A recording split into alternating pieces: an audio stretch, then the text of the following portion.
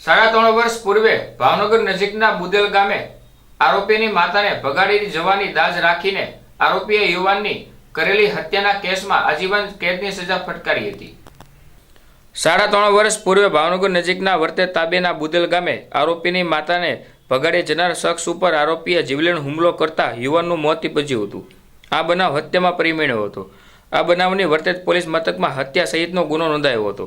આ અંગેનો કેસ ભાવનગરના પ્રિન્સિપલ ડિસ્ટ્રિક્ટ એન્ડ સેશન્સ જજની અદાલતમાં ચાલી જતા અદાલતે જિલ્લા સરકારી વકીલ અસરકારક દલીલો આધાર પુરાવા સાક્ષીઓ વગેરે ધ્યાને લઈ મુખ્ય આરોપીને આજીવન કેદની સજાને રોકડ દંડ ફટકાર્યો હતો।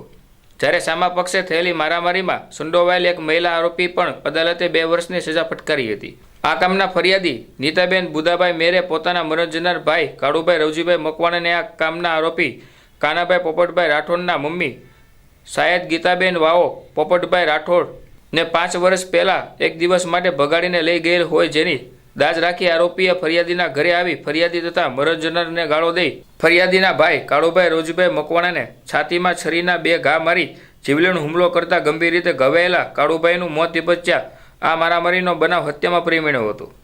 આ બનાવની વર્તેજ પોલીસ મથકમાં ગત તારીખ 20/7/2022ના રોજ ફરિયાદી નોંધાતા પોલીસે આરોપી કાનાભાઈ પોપટભાઈ રાઠોડ સામે આઈપીસી કલમ 302, 504, 447 તથા જીપી એક્ટ 136 મુજબનો ગુનો નોંધાયો હતો। આ અંગેનો કેસ ભાવનગરના પ્રિન્સિપલ ડિસ્ટ્રિક્ટ એન્ડ સેશન્સ જજ મુલિયા સાહેબની અદાલતમાં ચાલી જતા અદાલતે ભાવનગરના જિલ્લા સરકારી વકીલ મનોજભાઈ જોશીના અસરકારક દલીલો આધાર પુરાવા સાક્ષીઓ વગેરે ધ્યાને રાખી આરોપી કાનાભાઈ પોપટભાઈ રાઠોડની સામે ઇપીકો કલમ 302 સહિતનો ગુનો સાબિત માની આરોપીને તકસીરવાન ઠરાવી આજીવન કેદની સજાને રોકડ રૂપિયા 25,000નો દંડ અદાલતે ફટકાર્યો હતો।